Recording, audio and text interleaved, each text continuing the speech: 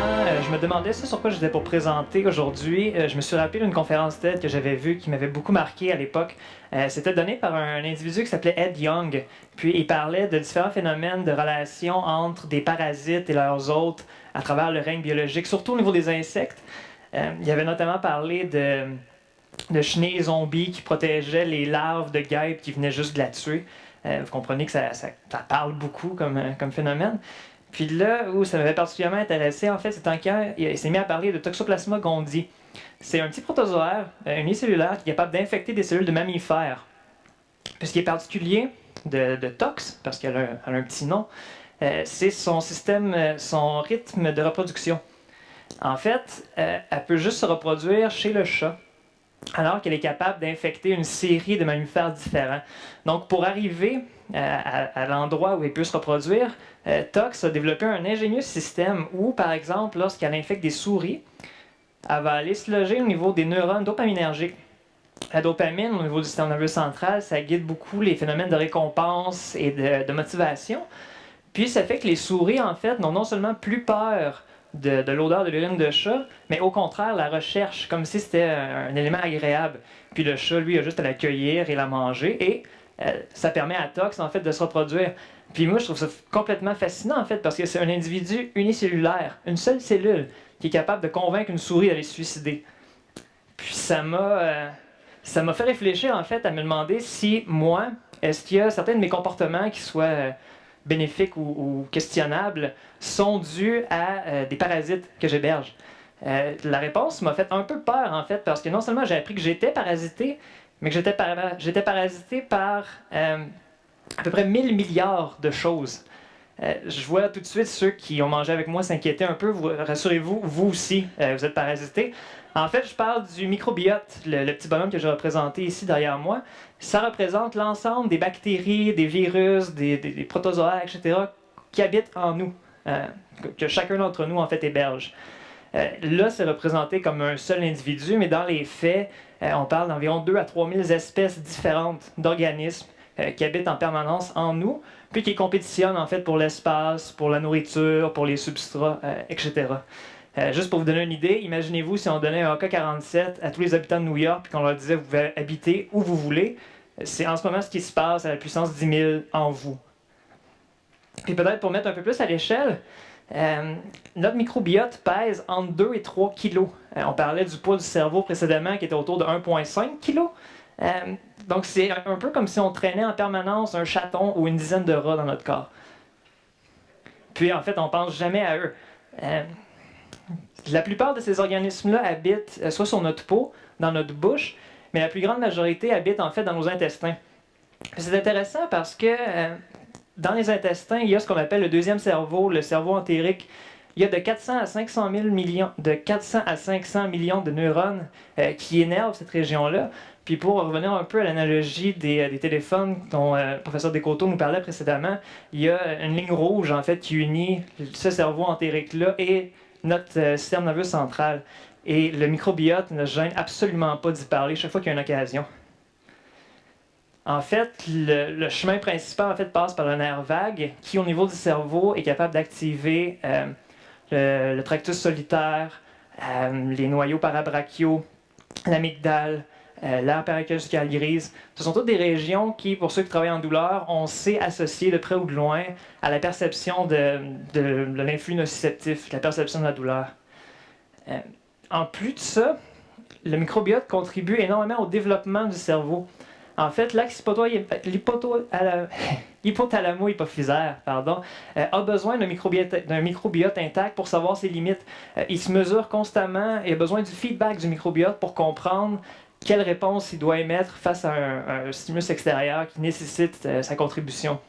Puis en absence d'un microbiote intact, les individus développent constamment des réponses inadéquates au stress, des réponses exagérées.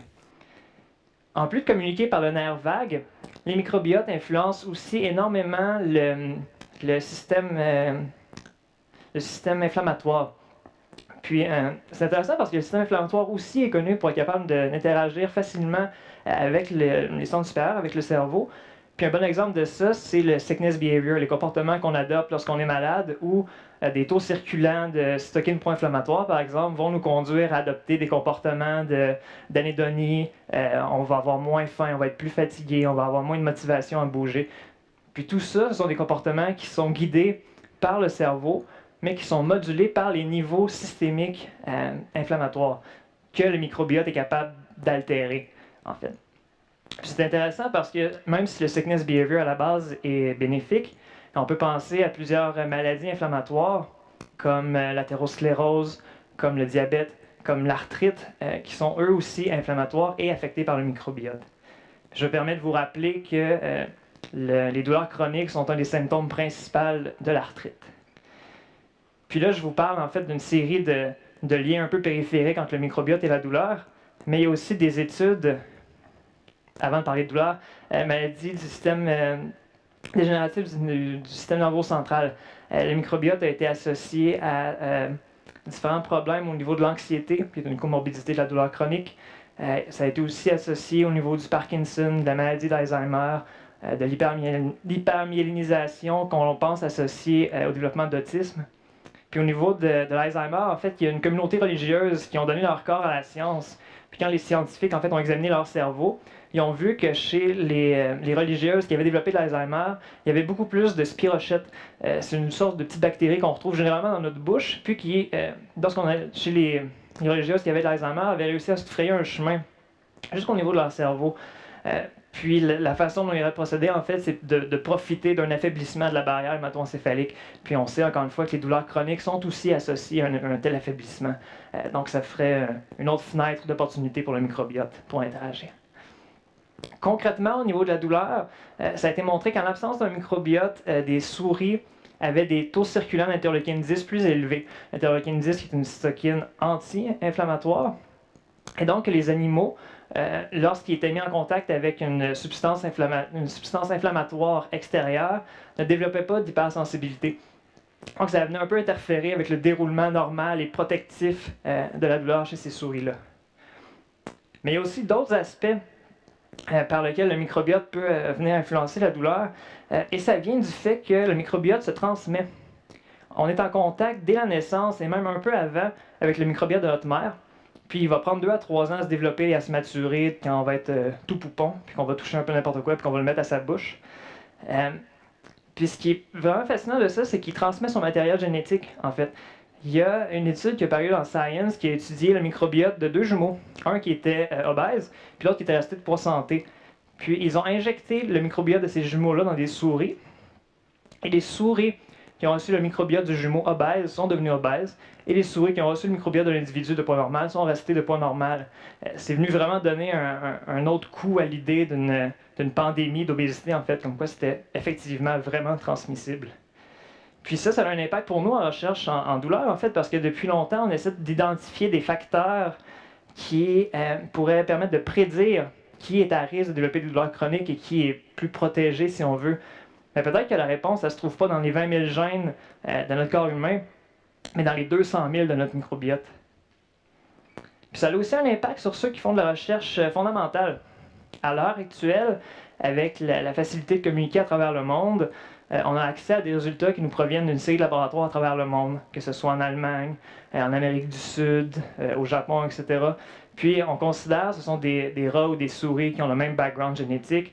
Puis on se sert souvent des résultats qui sont publiés là pour comprendre et analyser nos propres résultats. Mais dans les faits, les microbiotes ne font pas partie d'un village global. Ils ont chacun leur spécificité en fonction des souches bactériennes qui prolifèrent mieux dans certains endroits que d'autres. Il y a même un groupe qui a montré qu'au sein même de sa propre animalerie, il était capable d'identifier 2 microbiotes différents dans ses souris qui conduisaient à un phénotype de souris qui était soit sensible au modèle qu'il étudiait ou soit insensible à son modèle, dans la même animalerie. Donc vous imaginez quand on compare des souris qui viennent de Sherbrooke avec celles qui viennent du Japon, par exemple, qui peut avoir beaucoup de différences au niveau de leur comportement phénotypique, dont on ne tient pas compte quand on compare nos résultats avec la littérature. Puis même chose avec ce qui a été fait dans les années précédentes, en fait. Le microbiote a clairement évolué dans les 10, 15, 30 dernières années et rend par peut-être certaines comparaisons avec le passé moins directes qu'on pourrait être porté à les faire. Pour conclure, je pense que le microbiote a tellement de sources d'interaction avec la douleur que les prochaines révolutions au niveau du traitement, de la compréhension et de la prévention des douleurs chroniques va clairement passer par une meilleure compréhension de comment le microbiote interagit avec nous. Par contre, je parle de 10 à 15 ans parce qu'en ce moment, on ne sait à peu près rien, mis à part qui est là. Puis même là, juste quand j'en ai parlé, j'ai vu plusieurs regards un peu « Ah ouais, tant que ça!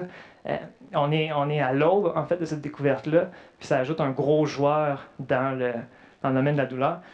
Pas de là à dire que tout ce qu'on fait a plus de sens. Je pense que c'est juste un acteur supplémentaire qui va venir expliquer peut-être des ajustements ou comme on a parlé précédemment, en fait, de complexifier un modèle. Je pense que de l'ajouter à l'équation va permettre un modèle plus complexe mais plus juste. Sur ce, prenez soin de votre microbiote. Puis j'aimerais en profiter pour remercier Elodie Amidovic, qui m'a gentiment et généreusement permis d'illustrer mon microbiote sous tous ses angles. Merci.